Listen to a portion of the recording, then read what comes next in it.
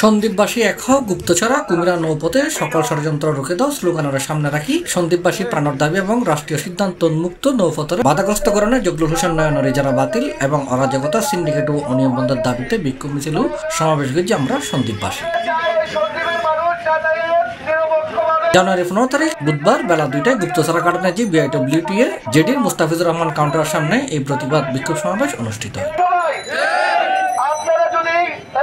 এটা বক্তব্য রেখে বিএনপির জাতীয় নির্বাহী কমিটির সদস্য মিজানুর রহমান মিল্টন, বাংলাদেশ জামায়াত ইসলামী চট্টগ্রাম উত্তর জেলা আমির আলাউদ্দিন সিকদার, চট্টগ্রাম মেট্রোপলিটন সাংবাদিক সাধারণ সম্পাদক সালেনুমান, বিএনপি নেতা ইঞ্জিনিয়ার নাসিরুল কবির মনির তালুকদার, সন্দীপ মেরিন সার্ভিসের MD ও বিএনপি নেতা লায়ন নাসিরউদ্দিন, পৌর বিএনপির যুগ্ম আহ্বায়ক মাইনুদ্দিন, লায়ন আমজাদ হোসেন, জামায়াত নেতা শাহেদ খান, যুব জামায়াত নেতা মকসুদুর রহমান সহ আরো অনেকে। তার অক্লান্ত প্রচেষ্টায়, তার চেষ্টার ফলে আজকে সন্দ্বীপের মানুষ নতুন দিগন্ত আজকে দেখতে পাচ্ছে। আজকে সন্দ্বীপের মানুষ চট্টগ্রাম থেকে ফেরি চলাচলের জন্য ব্যবস্থা হচ্ছে।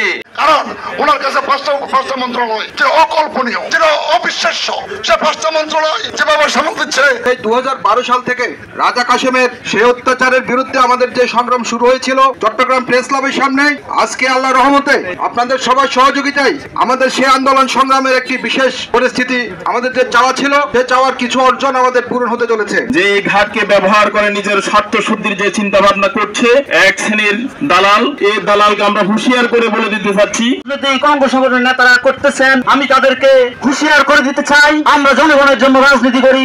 আপসহীন দেশনেত্রী বেগম খালেদা জিয়া জনগণের জন্য নিজের সারাটা জীবন সংগ্রাম করে গেছেন। তো আপনারা যারা এখন লুটপাট করে দুর্নীতি করে জনদুর্ভোগ করতে চাচ্ছেন, আপনাদের বিরুদ্ধে ঐক্যবদ্ধ আন্দোলন হবে। এই ছাত্র জনতার অভ্যুত্থান বৃথা যেতে পারে না।